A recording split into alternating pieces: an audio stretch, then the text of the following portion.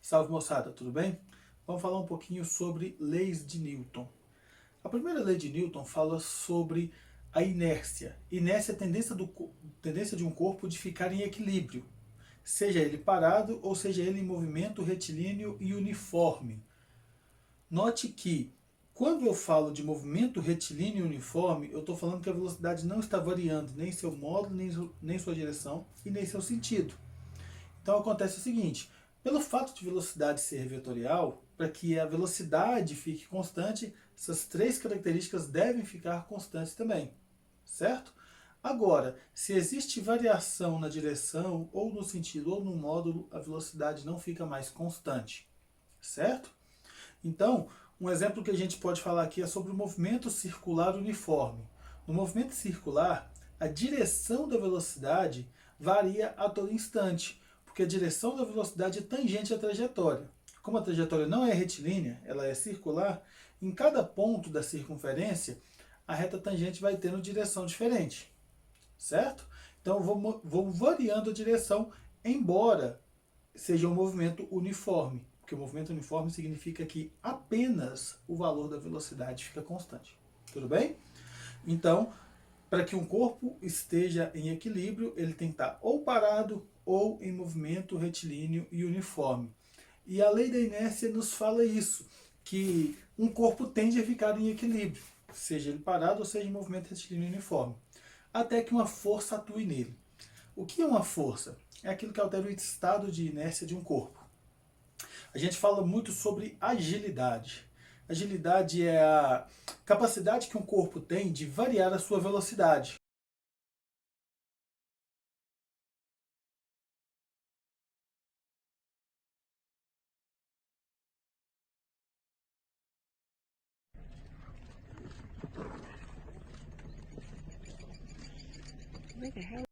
Por exemplo, a moto é muito mais ágil do que um caminhão. A moto pode fazer curvas mais rapidamente do que um caminhão. Ela pode aumentar sua velocidade ou diminuir sua velocidade muito mais rapidamente. Isso significa que a moto é mais ágil do que o caminhão, certo? Quanto mais ágil, significa que a inércia desse corpo é menor. Então a inércia está muito ligada com a massa de um corpo. Um corpo com massa maior, ele tem maior tendência de ficar como está, seja parado ou seja em movimento. A gente sempre vê o pessoal que dirige, que viaja falando, não fique muito perto de um caminhão na rodovia. Se o caminhão precisar parar de uma vez, ele não vai parar, ele vai passar em cima de você. Isso é verdade. Um carro, você está descendo numa ladeira de carro e tem um caminhão do seu lado ou atrás de você. Se você frear de uma vez, você vai parar muito mais rapidamente do que o caminhão. Se o caminhão está atrás de você, inevitavelmente ele vai passar em cima de você. Então, tome muito cuidado com isso. Uma outra coisa que a gente sempre fala é sobre o uso de cinto de segurança. O cinto de segurança ele foi feito para vencer a sua inércia. Porque é o seguinte, se você der num carro e o carro para bruscamente, sei lá, o carro tem um freio para ele parar. Mas você não tem um freio, né, que você aperta assim e de repente você para. Não, não tem isso, né? Então tem que alguém fazer uma força em você para que você pare. Quem vai fazer essa força pode ser o cinto de segurança, pode ser o para-brisa do carro, pode ser a árvore lá. Nossa, Denis, é ruim de falar isso. Realmente é, realmente é. Mas eu recebi esses dias uma mensagem de uma aluna que eu dei aula para ela no 9º ano. Se chama Marcela, talvez ela vai ver esse vídeo aqui. E ela vai saber o que eu estou falando. Se você vê, Marcela, comenta aí para a galera saber que é verdade. Ela me falou o seguinte, Denis, no 9º ano, eu dei ela para ela no 9º ano, isso foi mais ou menos em 2015, por aí, 5 anos atrás, 2015, 2016. Ela falou o seguinte, eu dei aula para ela falando sobre cinto de segurança e ela passou a usar cinto de segurança todos os dias. E recentemente ela sofreu um acidente, ela e sua mãe, e as duas não sofreram nada pelo fato de estarem de cinto de segurança. Bom, a gente não sabe quando um acidente vai acontecer. E não, eu não quero de forma nenhuma que aconteça isso com ninguém, mas infelizmente a gente não sabe quem vem do outro lado. Então, utilize o cinto de segurança. Dentro da cidade, no banco de trás, às vezes a gente acha que a inércia não atua no banco de trás do carro, né? ou dentro da cidade. Não, eu só uso cinto de segurança na rodovia. Não, só uso quando eu estou no banco da frente. Olha, toma cuidado, use o cinto de segurança. Dentro da cidade hoje, o pessoal anda muito correndo, velho. Muito. Você está andando, passa um cara para você a 100 km por hora dentro da cidade. Isso é uma realidade na maioria dos locais que a gente vai. Então, toma cuidado. Use o cinto de segurança. Certo? A segunda lei de Newton vai falar sobre o princípio fundamental da dinâmica, que é a força resultante num corpo é o produto da massa desse corpo vezes a aceleração. A aceleração é aquilo que mede a variação da velocidade do corpo com o passar do tempo. Então, se um corpo tem uma inércia muito grande, a aceleração dele tende a ser menor. Se um corpo tem inércia muito pequena, a aceleração dele tende a ser maior. Certo? Então, essa aceleração é interessante a gente pensar nela como sendo a força dividida pela massa. Ela é causada por uma força atrapalhada por uma massa. Certo? A gente vai ver daqui a pouco todos os tipos de força na mecânica que existem para que eu pegue e faça uma soma vetorial de todas essas forças e fale a força resultante, o vetor força resultante é o produto da massa vezes a aceleração. A aceleração vai ter a mesma direção e o mesmo sentido da força que a força resultante tem. Certo? E a terceira lei de Newton é a ação e reação. Para toda ação existe uma reação de mesmo módulo, mesma direção, sentido oposto e que atua num corpo diferente. Tem aquele negócio de tudo que vai e volta? Isso, não, nem tudo que vai e volta. Mas o que quer dizer com isso? Se eu bato numa parede, essa parede me bate com uma força de mesmo valor, mesma direção. Se a força que eu fizer for horizontal, aquela faz também horizontal. Sentido oposto, se eu bato para o lado direito, ela me bate para o lado esquerdo. E atua em corpos diferentes. A força que eu faço atua na parede, a que a parede faz atua em mim. Por isso que a ação e reação nunca se anulam. Não tem como eu anular a força que está no corpo com outra força que está em outro corpo. Certo? Isso não é possível. É muito comum a gente pensar o seguinte para a gente entender a ação e reação. Se o corpo A faz uma força no corpo B, então o B tem que fazer uma força no A. Se foge disso, não é ação e reação. Embora o que se diga possa ser uma verdade. Tipo, eu peguei uma pedra e taquei no vidro. O vidro quebrou. Significa que a força que a pedra faz no vidro é maior que a que o vidro faz na pedra? Não, não significa. Por quê? Porque a força que a pedra fizer no vidro, pela ação e reação, tem que ser exatamente a mesma força que o vidro fizer na pedra. Entende? Mas por que o vidro quebra e a pedra não? Porque são corpos diferentes, com resistências diferentes. As consequências disso, dessa ação e reação, são diferentes para cada um dos corpos, certo? Então, a força ela tem que valer a mesma coisa, embora possa causar consequências diferentes. Tudo bem? Então, se eu empurro uma bicicleta, a reação dela tem que ser ela me empurrar e não ela andar. Embora várias questões digam isso. Você empurra a bicicleta, então ela anda. Isso é ação e reação? Não, não é ação e reação. Embora ela ande, não é ação e reação. Se eu empurro a bicicleta me empurra. Certo? Se eu empurro a terra me empurra. Certo? Se eu bato na parede, a parede me empurra. Tudo bem? Ah, Deus, por que se eu bater na parede, a minha mão quebra e a parede não? Resistência diferente. Então, se eu bati na parede e minha mão quebrou, é ação e reação? Não. É burrice, né? Para que eu vou fazer isso? Brincadeira. A mão quebrar é uma reação desculpa, a mão quebrar é uma consequência da força que a parede fez na minha mão. Tudo bem? Vamos falar um pouquinho sobre os tipos de força que a gente tem. A gente tem a força peso. A força peso é uma força que a Terra faz em você. Tudo bem? Pelo fato da Terra ter uma massa muito grande, ela cria ao redor dela um campo que a gente chama de campo gravitacional. Todo corpo que eu coloco nesse campo fica sujeito à ação de uma força gravitacional, que é o que a gente chama de peso. Campo é uma região do espaço na qual, se eu coloco alguma coisa lá, existe uma interação. Cada tipo de campo interage com alguma coisa. Campo gravitacional interage com massa, faz força em massa. Campo elétrico interage com carga, faz força em uma carga. Campo magnético interage com carga em movimento, faz força com uma carga que esteja em movimento, certo? Então, olha só, o campo gravitacional faz num corpo que esteja imerso nele uma força que a gente chama de peso. Então, quando eu deixo alguma coisa cair, quando eu solto alguma coisa que essa coisa cai, ela não cai por causa da gravidade. Ela cai por causa da força peso. A força puxa esse corpo para lá de baixo, certo? Denis, então por que a gente fala de força gravitacional? É aquilo que a gente chama de senso comum. Todo mundo vai falar alguma coisa cai por causa da gravidade. Não, ele não cai por causa da gravidade. A gravidade não é causa, ela é consequência. Tudo bem? Beleza? A gente tem também uma força chamada de normal. A força normal, ela surge do contato entre um corpo e uma superfície. Essa força normal, ela faz 90 graus com a superfície. Tudo bem?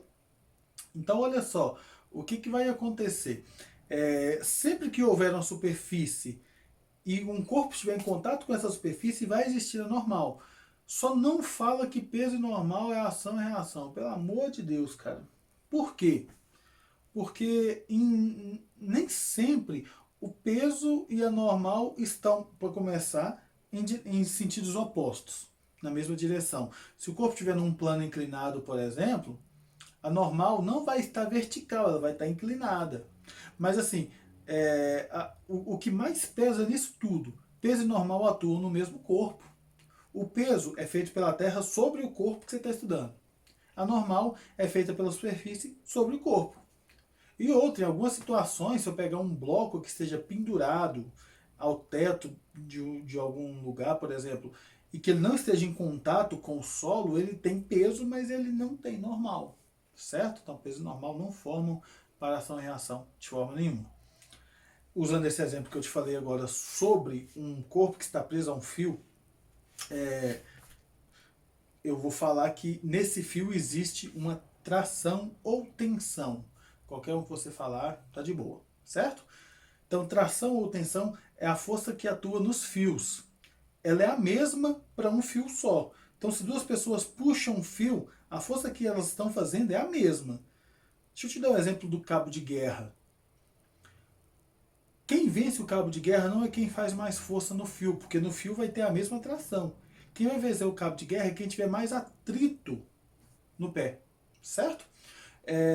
Num fio só tem uma tração. Então por isso que às vezes as pessoas se inclinam para trás, para que ela consiga fazer um atrito maior ali no solo. Ela não vai ganhar porque ela fez mais força no cabo, tudo bem? Num fio só existe apenas uma tração. Se você pegar um sistema de blocos onde você tem mais de um fio, aí você muda, T1, T2, T3, depende de como você vai chamar essa tração. Mas em um fio tem uma tração só. A mesma tração nesse fio, pega o exemplo que ele estava amarrado ao teto, preso ao teto. A mesma força que esse fio faz no corpo é a que ela faz no teto. Tudo bem? De boa? Existe também uma força chamada de contato entre blocos. Imagina que você colocou um bloco preso ao outro. Desculpa, preso não, encostado um ao outro. Um bloco, o bloco A faz uma força no B, assim como o B faz uma força no A. Tudo bem? Isso sim é um para ação e reação. Tranquilo? Temos também a força que a gente chama de força elástica. A força elástica, ela se dá pelo fato de algum material ter uma elasticidade. O que a gente mais vê é mola. O que é essa força elástica? A gente chama de força restauradora porque ela vai sempre ter a tendência de voltar para o ponto zero. Se eu pego uma mola e comprimo ela está presa daqui, eu estou comprimindo ela, se eu estou empurrando ela para a sua direita, a força elástica vai estar para o lado esquerdo. Se eu puxar essa mola para o seu lado esquerdo, a força elástica vai estar te puxando para o direito, certo? Ela é sempre contrária à deformação que você fizer. E eu vou calcular como sendo K vezes X, onde K é a constante elástica e x é a deformação. Vai ter um menos aí por causa desse fato de que sempre ela está contrária à deformação. Tudo bem? Então F igual a menos K vezes x. Tudo bem?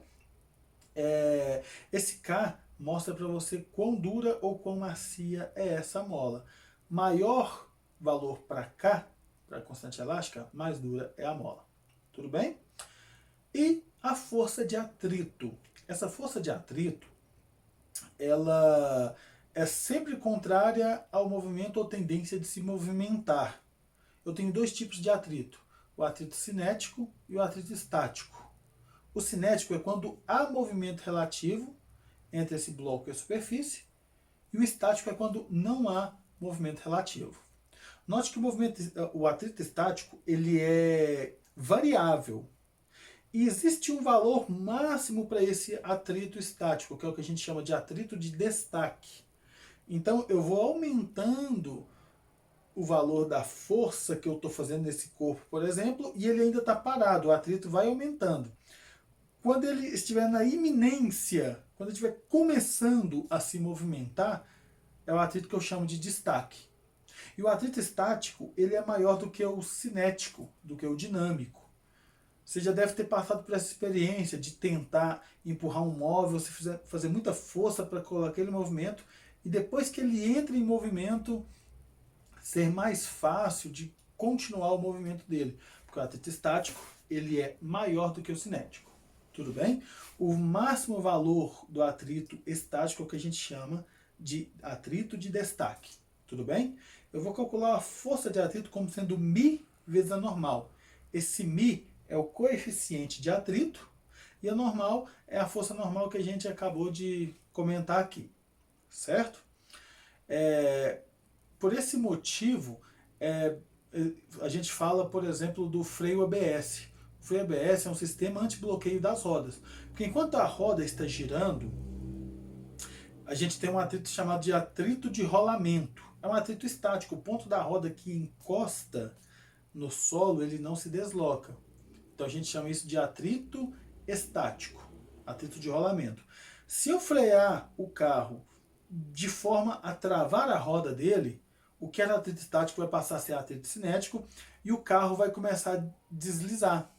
O que vai acontecer aqui? O atrito que está parando o carro vai ser menor do que era quando a roda estava girando.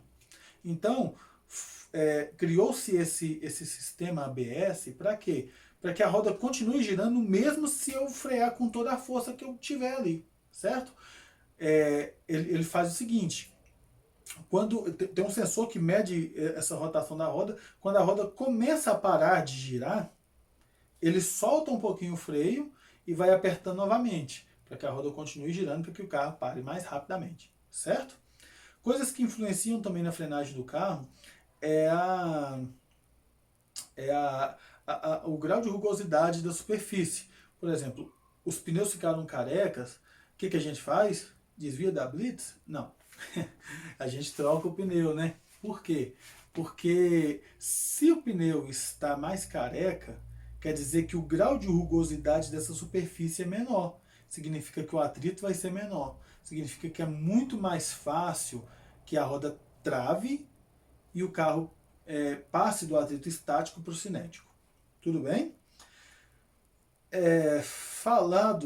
Faladas essas forças que a gente tem aqui, eu quero falar para vocês sobre o famoso diagrama de corpo livre. O que é o diagrama de corpo livre? É eu tirar o bloquinho lá do sistema e fazer a marcação de todas as forças que atuam nesse bloquinho aí. Eu tenho que saber qual é cada uma dessas forças e qual é a situação na qual cada força existe. Fazendo isso, eu sei marcar as forças nesse bloquinho para que eu ache a força resultante. Então, eu vou fazer uma série de exercícios agora como exemplo para vocês, não nesse mesmo vídeo, vou postar um outro vídeo com os exercícios. Vou fazer uma série de exercícios mostrando quando que eu vou marcar cada uma das forças e fazendo essa marcação do diagrama de corpo livre. É muito importante. Sempre que cai questão em vestibular e a questão é aberta, e é dessa parte, ele vai pedir para que você marque as forças. No Enem, por exemplo, já caiu questão onde ele perguntava qual das alternativas que mostrava a marcação das forças corretamente. No vestibular da UFO, por exemplo, que é um vestibular mais próximo aqui, nosso, né, que eu moro em Uberlândia, no último vestibular que caiu isso, na questão aberta, tinha duas alternativas, A e B na questão. A alternativa A era marque as forças no bloco. Então, é muito importante. Então, no nosso próximo vídeo, eu vou estar falando para vocês e mostrando vários exercícios de como fazer a marcação dessas forças e de como calcular a aceleração, calcular a tração. Lembrando que a força resultante de todas essas forças são vários vetores força. Eu vou pegar o vetor resultante e vou fazer igual a massa vezes a aceleração. Tudo bem? Fica ligado aí que já já aparece mais. Se inscreve no canal para dar aquela força e tamo junto. Valeu!